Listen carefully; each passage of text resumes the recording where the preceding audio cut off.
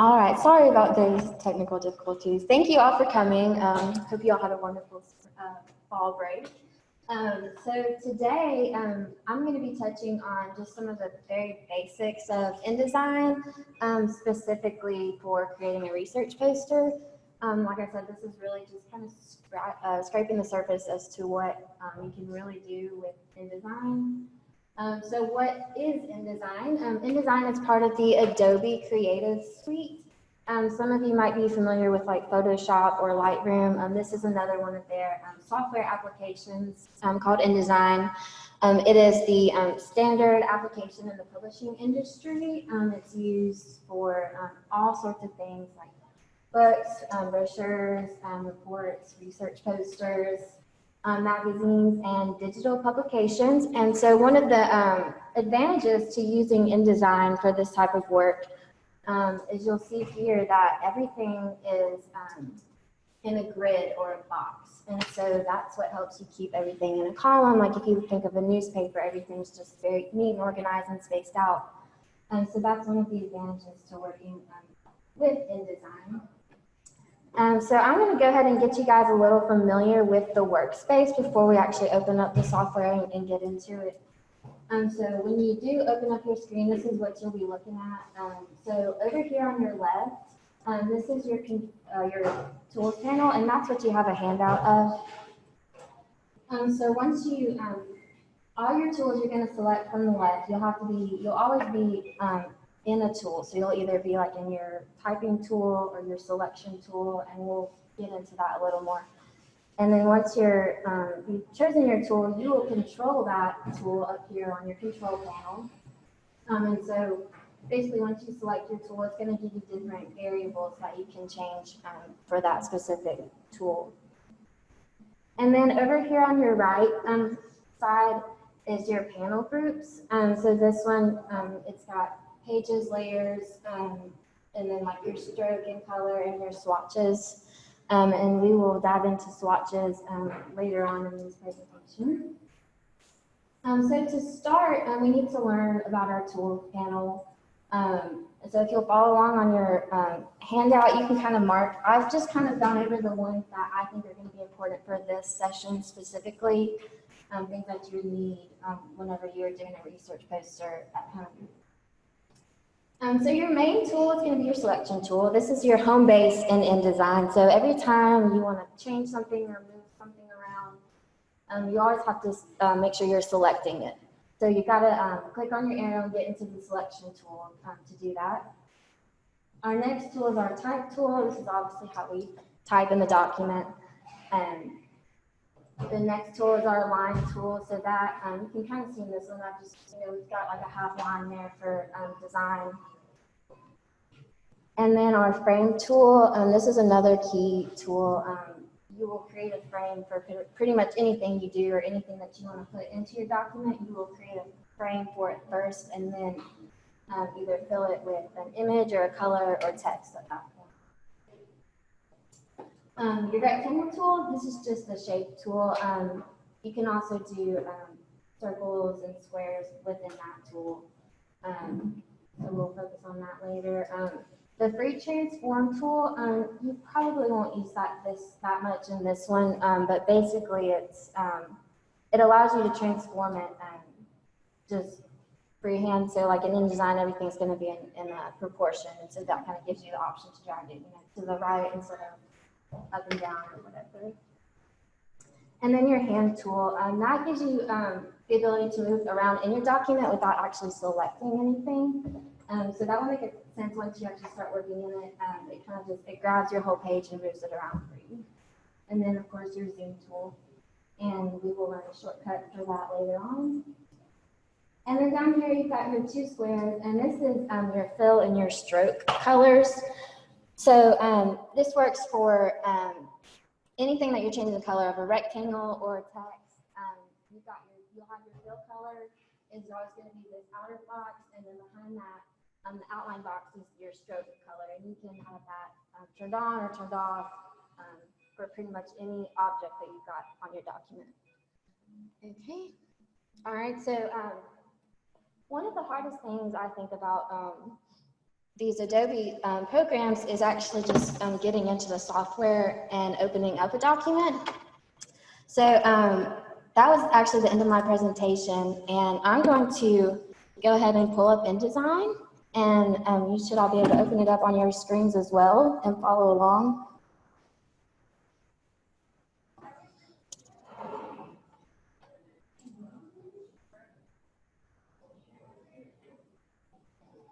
Do I need to see if someone else has requested? At the bottom right where it says Christy Di Clemente. Okay. Okay. All right, I think I have everybody admitted online. Okay. All right, so you should all be looking at this screen on your computers. Does everybody have it up? Just like this? So, hey, so this is Christy. It's not sharing the screen for me, so I'm just looking at through the camera. So I'm having trouble reading things. Okay, can we fix that? I don't think so because it will, we don't have a, let me see, yes, click on share and screen and done, share. Is that better, Christy? Yeah, excellent. Yay! All right, thank you for pointing that out. Yep. All right, I'm muting myself again. Thank you. Uh-oh. Okay. All right, was everyone able to get theirs to load up? Okay. All right, so the first thing we're going to do is just hit create new document right here and double click on that. All right. And just to kind of show you a little bit of what you're looking at, so InDesign kind of gives you some different options, some different standards for specifically what you're doing. So if you're trying to print something, you see you've got your letter, your legal, your tabloid size. If it's a web, it's programmed to be a web page. So those are just your presets. So for what we're doing, a research poster, obviously we're going to be printing. And the first thing you want to do is right here in your units, it's in picas right now. That's kind of a default for InDesign, and that's some weird measurement like 1/8 of an inch or 1/6 of an inch. It's super weird. So we're just going to go ahead and change that over to inches. Okay, and then for our width and our height, most standard wide format printers are going to print in a 36-inch across. So as long as one of your sides is 36 inches, you can decide whether that's going to be your x-axis or your y-axis. But I'm going to go ahead and make my width 36, and then my height is going to be 24. Okay. And then I want mine to be landscape, and you have the option to do it vertical if you want, but I'm going to keep mine landscape just to match my example. I'm going to go ahead and uncheck facing pages. Since we've only got one page, it doesn't really matter. This would be an example, like if you were doing a magazine and you had a document with 50 pages, and that would tell the printer to make them face each other just like a magazine would print out. So coming down here in our columns, I'm going to go ahead and if you'll check this preview box right here, it will actually show you your live document so you can see a little bit better what I am doing. And narrow this down so you can see a little bit what's going on in the background. So I'm going to go ahead and add 4 columns to my document. So you can see that added 4 columns perfectly spaced out, so that way everything within my document is going to stay nice and separated and lined up. And then I'm going to go ahead and make my column gutter. I'm going to go ahead and do 0.5 inches, and these just personal preference, whatever you feel like you want to work with. I'm just doing this to match my template. For my margins, I'm going to go ahead and make it 1 inch, just since it's such a large document, 36 inches wide. Having 1 inch margin would be a nice clean line. And then finally, another thing about your margins, if you wanted your top and your bottom to be separate, you can uncheck this link, and that will allow you to change just one without changing all of them. But as long as this is selected, you'll change all of them at the same time. Okay, and so same thing with our bleed and our slug. So we're actually not going to use slug. What slug is, it's just kind of like, again, if you're working with a really large document, it adds a tab identification to the bottom of your page. Since we're just using one page, we're not going to worry about that. For our bleed, so what bleed does is it extends the color beyond the document, and that is specifically for when it's sending it to a printer. So that way you're not left with any white spaces. If the page shifts a little bit, or something comes out of whack, it's actually going to print larger than the paper itself. So you're not left with any white edges. So I'm going to go ahead and do a 1/2 inch bleed just to be safe on this. And once you've done that, you're good to go. So we're going to hit create. Okay, so I've got my nice clean document. Everything is spaced out, ready to go. And my first thing I'm going to do is I'm going to go up here where it says Essentials Classic. If yours is not in Classic, and it probably came up to Essentials. So go ahead and switch that to be Essentials Classic. That's just something with the new update, but we'll be working with Essentials Classic workspace. Okay, so the first thing I want to do to my poster is I want to add a heading. So what I'm going to do for that, to keep it all nice and organized, is I'm going to go and create a new guide. So what a guide is it's just a line for me to use in my document that's not going to get printed out, so I can keep everything nice and even. So how we create that is we just click up here in this top black ruler, and then you just drag it down, and you should pull down a line. And then I'm going to go and put it at 5 inches. And the way you can tell that is the y-axis will pop up in that little gray box where it says 5 inches. And if you miss that, you can come up here and move it up and down that way in this box. Okay. So now that I've got my guide, does anybody have any questions up to this point so far? Okay. And if anybody has any online questions,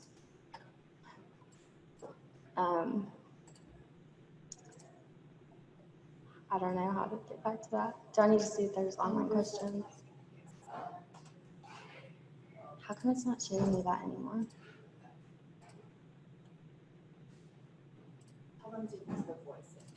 Okay. Yes, please, if you're listening online, just speak up if you have a question. My speakers are on, and I can respond to you that way. Okay, so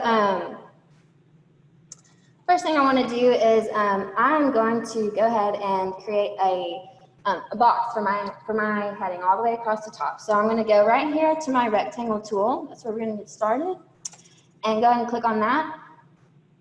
And then you'll see I've got this nice little plus sign as my cursor. So what I'm going to do is I'm going to start all the way up here where I've got my bleed mark in this right corner, and I'm going to drag it all the way across to my other bleed mark, and then down to that 5 inch line. Okay, now that I've got my frame formed, I'm going to come up over here to my tools panel where I've got my color selections, where I've got my fill and my stroke color, and I'm going to select my fill, and I'm going to go ahead and just pick a blue because I want this to be an MEW poster, so I'm going to do a nice royal blue for that, and we will come back in a minute and show you how you can get the colors to match really nicely. So I went right here to my my fill box on my tools panel. Yes, and you can also get to it up here at the top. That's just another option, another avenue to get to the same thing. Okay, so now that I've done that, I'm going to go. I need to add my heading, so I'm going to go to my type tool, select that. And then when you initially go into your type tool, you will be prompted to create a frame for it first. So what you can do is if you'll just click and drag, that will allow you to create a frame for it. So I'm going to go ahead and do that up here where my actual heading is going to go. So I'm going to start with this column, or I'm going to go right here to the edge of my document and drag another box all the way across, but this time I'm going to leave it just right here so that in this space I can come in and add my logo later on. Does anybody have any questions up to that point? Okay, so you can see my cursor is blinking very teeny tiny right there. So what I'm going to do to fix that is now that I've got my tool, my type tool selected, I'm going to go up here to my control panel up top. And right here is where you can change the size of your text. So you can drop that down, and I'm just going to make it nice and big. So we're going to go with 72. And I'm going to put project title here. You can name it whatever you would like. All right, so that's not showing up so good, the black on the blue. So we want to change the color of our text. So what we can do is, of course, you can highlight with your cursor.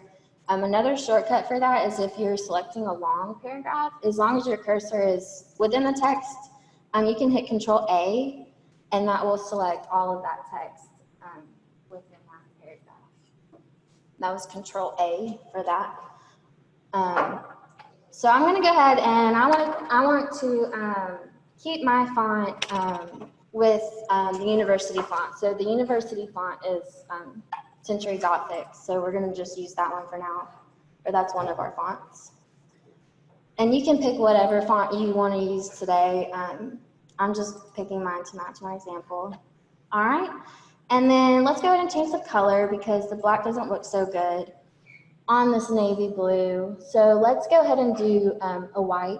And and you can also get to this from this square over here.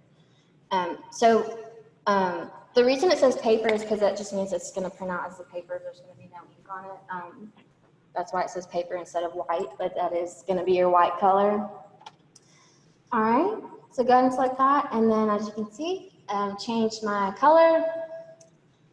All right, so let's format our text a little bit. So I'm going to go back and select all of it again, and if you will come down underneath where your font selection is, you can change that your style right here. So you can do italic, bold, or bold italic. So I'm going to go ahead and do bold for my heading. Okay, and then we've made our font size, but I think I want it to be a little bit bigger. So I'm just going to go ahead and bump this arrow up and just make it nice and big and readable for everybody. Okay. Some other things that you can do with your text are right here in these few boxes. So this is going to be all capital letters if you want to make it all capitals. This is an option where you can do like the first letters bigger than the rest in all capitals, a strike through, an underline. There's just lots of different things you can do. So I'm going to leave it all caps for now.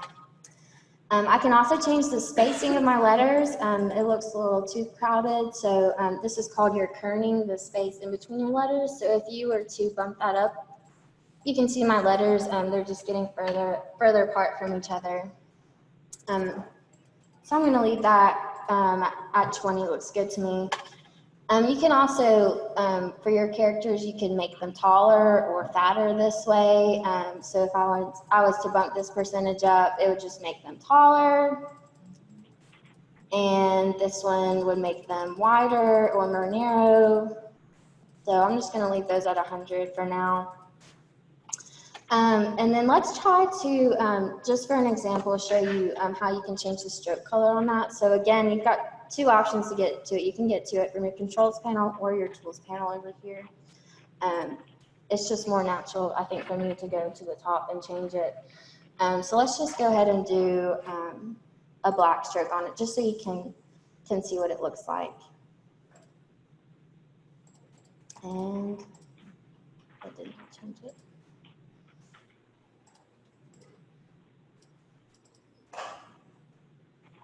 Okay.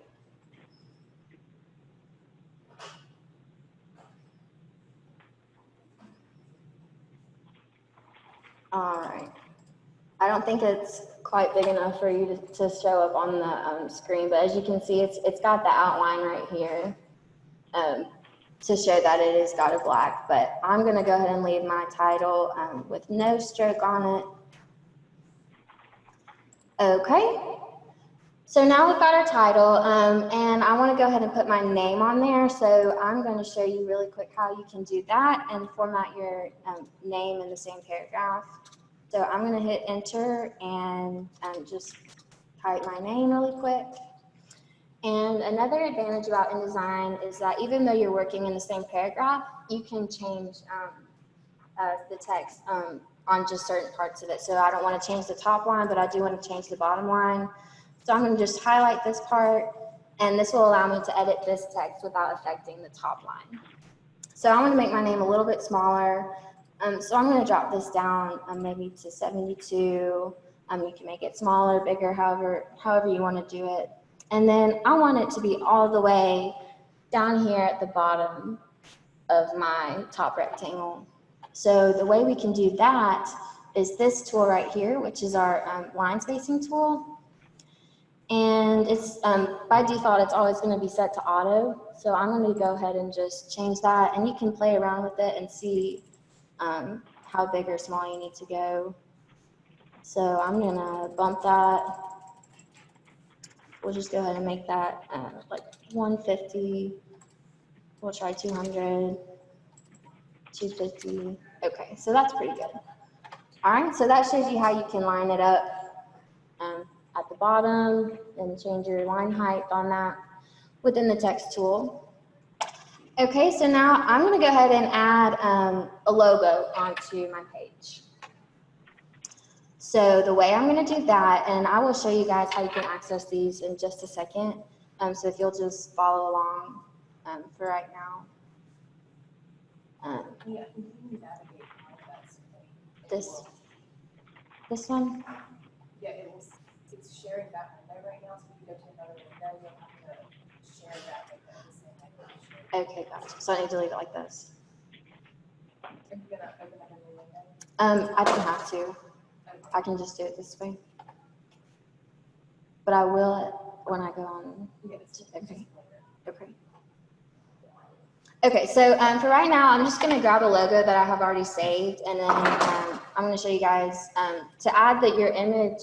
You're just going to drag it and drop it in here. There's a couple ways you can do that, but for now, I'm just going to do the drag and drop, and I'm just going to put it right here for now. And I want it to be a little bit bigger. Obviously, it's kind of small, so I'm going to take the bottom corner and just drag it, and that will only enlarge my frame. Hang on a second. Okay.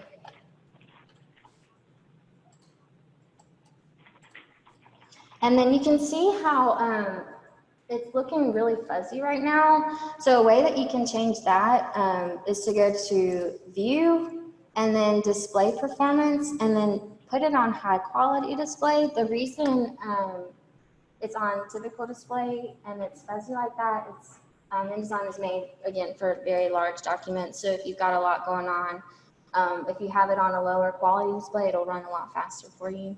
So I'm going to go ahead and switch it to high quality, and you can see that my logo comes out a lot clearer now. Okay. And then another thing that you'll notice is that my blues are not quite the same color. So whenever you're putting a MEW logo on your poster, you always want to have your colors be the exact same color. So I'm going to show you guys how you can have your colors always be the correct color, especially when it sends to your printer, it will always come out the same way. This is the point where I'm going to need to open up a new window. Okay, if you would stop share. What did you click to make it look better resolution? Oh, so I want to appear to the top and hit View, and then go down to Display Performance, and then High Quality Display. Stop share. Open up your new window.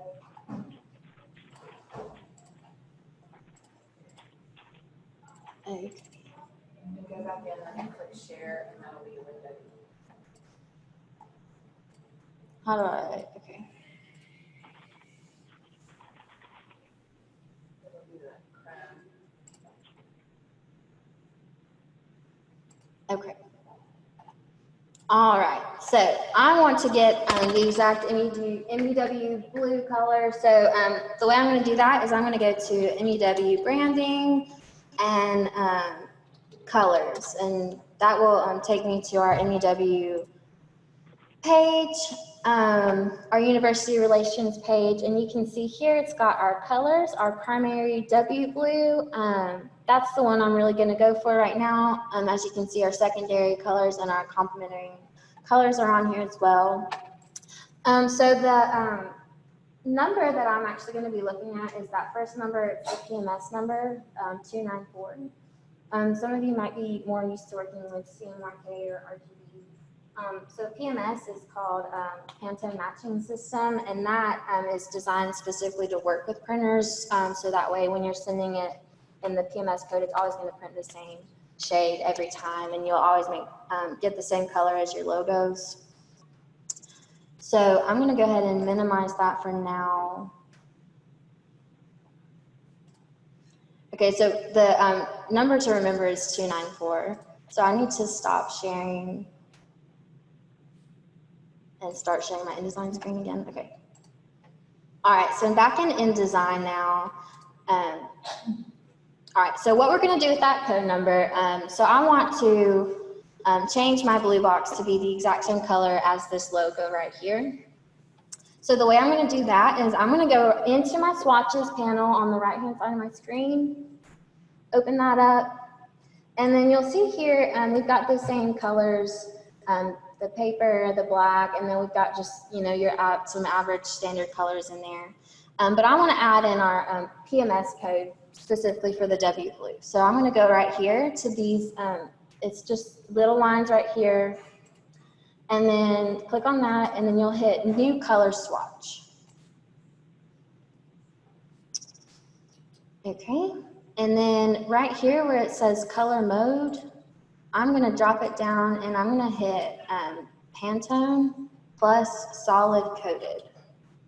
And that Pantone is the Pantone Matching System, the PMS number that we just looked for. And then right here is where I'm going to put that code in. So I'm going to hit 294, and you'll see that it immediately took me to the correct blue. So I'm just going to hit Enter, and I wasn't that far off with my blue. But as you can see, it did darken it up quite a bit.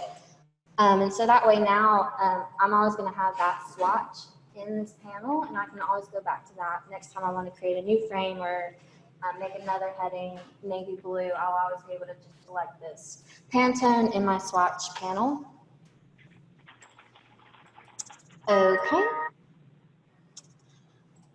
All right, so now another fun little shortcut that I have for you guys. This is kind of how you can open it up and, you know, put your text on there and put some boxes in there and put an image or a logo if you need to.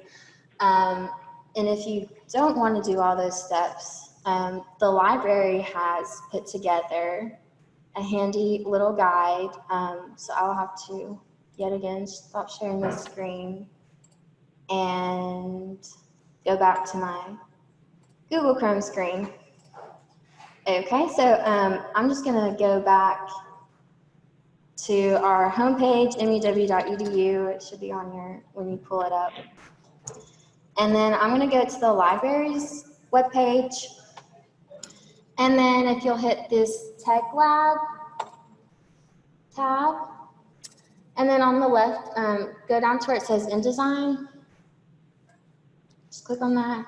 And then we've actually put together an InDesign template that's specific to the W. It's got the logo on there and some other layouts for you. So to open that, I'm just going to click on it, and then it may prompt you to save it. It may download it automatically depending on your computer. So if you'll just hit save on your computer and let it download. So then when I open this up, and I will have to go back to this screen. Okay, so this is just telling me that it's containing a link that is missing, and I'm just going to hit OK. and then it's going to give me another warning that there's a missing font in here. That's because I switched everything to the W font, the Gothic, so that, you can just hit close on that if it prompted you through those steps. Yes. If you don't have InDesign on your computer and you download that, what will happen? It will just download as a file, and you probably wouldn't be able to open it. But we're working to get a file up there, so most people have PowerPoint, and you can edit it that way if you need the research poster as a resource. But we encourage InDesign. So as you can see here, this is something that you can download and use on your own to work off of. All the grids on here are gone, so I'm going to pull those back up, and I'm going to show you how to do that. If you'll go to View right here, and then drop down to Grids and Guides, I'm just going to hit Show Guides again, and that turns back on my lines for me. Okay, and then I'm going to show you how you can change some things in here. So for example, like I want this to be an image of the library instead of just a blue box. So what I'm going to do is I'm in my selection tool first of all. I'm going to click right out here and select this whole thing, and then I'm just going to hit delete. And that will remove it for me. And then this is the, I'm going to show you the proper way to insert an image and format it correctly rather than just doing a drag and drop. So I'm going to go right here to my frame tool to make a new frame. And then I'm going to click right here and extend it in my column and then all the way down to the bottom. So I've created a nice frame for myself there. And then I'm going to, there's also, back to this, I'm not going to switch screens, I'm just going to talk about it for 1 second, but on the Tech Lab InDesign tab, there's also some images that we've made available for you from the University Photographer. Like this is the Fant Library, main campus entrance, the College Street sign, so some different things if you want to pull from some of these resources. So if you want to go ahead and pick one of those and download them, I'm going to show you how you can put an image in here and format it correctly. So now that I've got my rectangle frame created, I'm going to come up here to File, and I'm going to go to Place, right there. Okay, and I have saved, no, I didn't save it. Let me save the Fant Library building. So I'm just going to hit Image, Save As. I'm going to save it in my Pictures folder so I can get back to it and save it just like that. Okay. All right, so I'm going to come File, Place, and there's my library image. So I'm going to select it, and then I'm going to hit Open, and then it put my picture in my frame for me. So I think my image is a little bit smaller than my frame, so I want it to fill up the entire frame itself. So what I'm going to do is I'm back in my selection tool again, and I'm going to come and I'm going to right click on that frame, and then right here where it says fitting, and then you've got a couple different options. So your first option is fill frame proportionally. And so what that's going to do is it's going to pull your image side to side, and it's literally like it says, it's going to fill your frame without distorting your image, but it's going to end up cropping some of it if it's not to the exact size. So how can we avoid that is do the same thing. So I'm going to right click and go to fitting, and I'm going to go to fit content proportionally. And so what that means is it's going to fit the entire image without having to crop one way or another. As you can see, it did put a little white space in there. So it's personal preference how you want it to look. I don't really want there to be any white spaces, so, and I don't really care if some of the bottom gets cut off of my picture, so I'm just going to do fill frame. And that looks pretty good to me. Whenever you're hovering over an image, you might notice this circle comes up in the middle of it.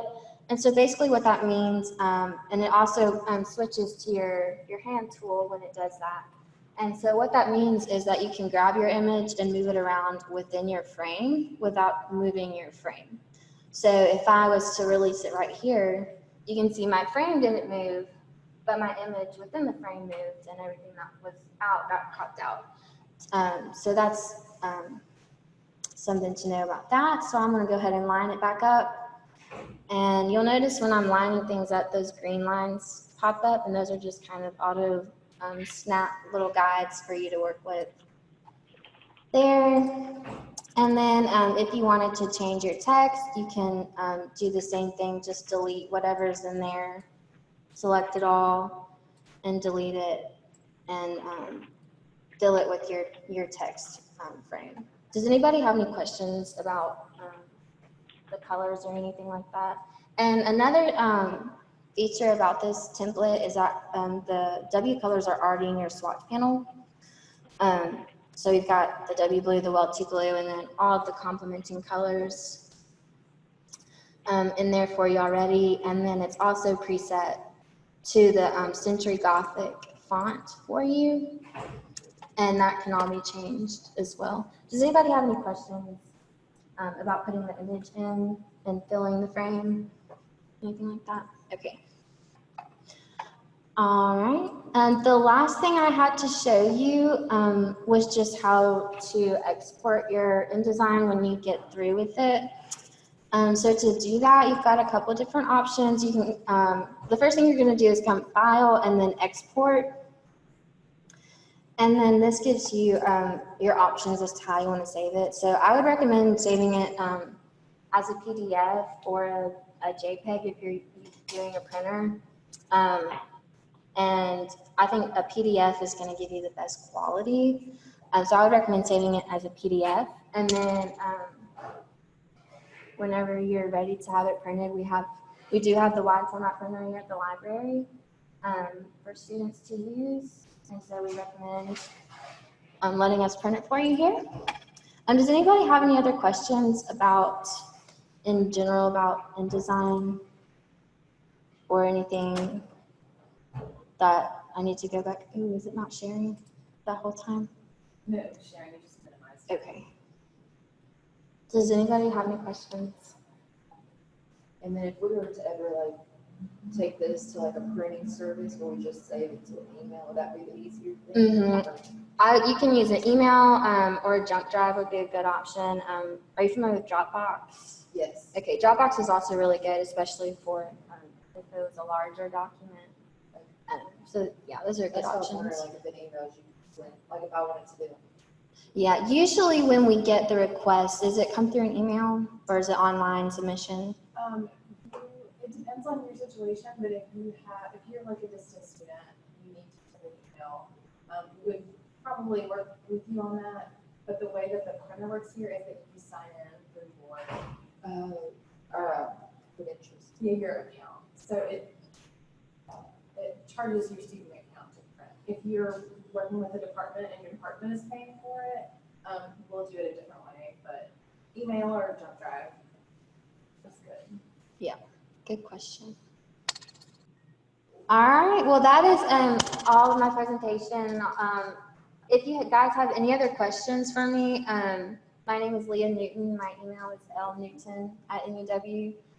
So please email me, call me here at the library if you have any questions. If you want to come to the library and work on InDesign here, I'm here Monday through Friday, 8 to 5 if you've ever got any questions about what you're doing or what you're working on. So thank you all for coming. I really appreciate you guys. Thank you.